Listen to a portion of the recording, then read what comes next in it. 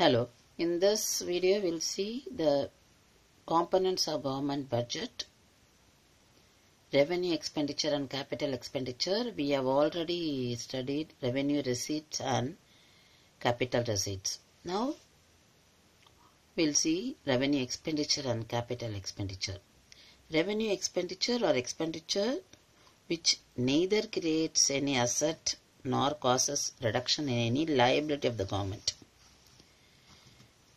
Take example of payment of salaries or pension.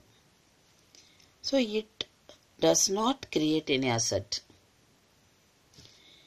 and the amount spent on construction of metro is not a revenue expenditure.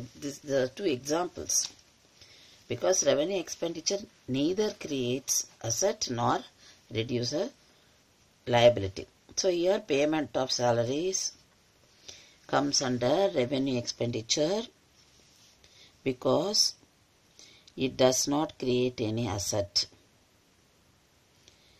So this revenue expenditure takes place continuously. It is recurring in nature. It is incurred on normal functioning of the government and provision for various services. So the revenue expenditure is for providing administrative services, defense, health, and grants to state,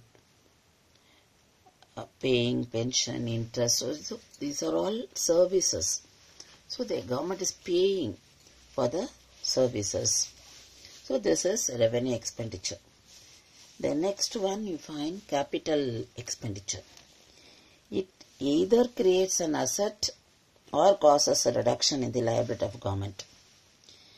Take example of expenditure on flyover or metro, but that is adding asset.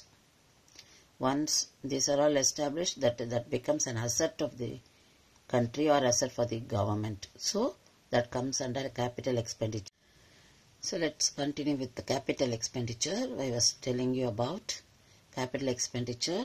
It's an expenditure which either creates an asset or reduces the liability of the government. Example, expenditure on flyover and metro.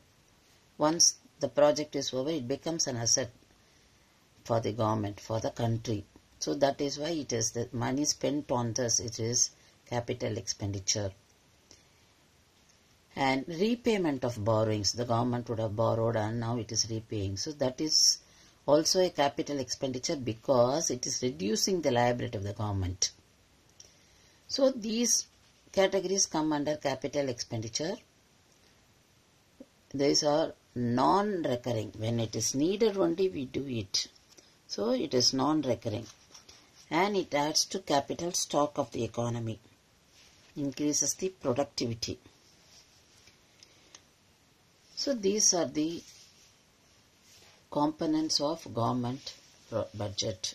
I'll repeat: revenue receipt, capital receipts. We have seen now revenue expenditure and capital expenditure. And with all this, the budget is prepared. Only then the budget is decided as surplus or deficit. So in the next video, we'll see the surplus budget, deficit, what is revenue deficit, what is fiscal deficit budget.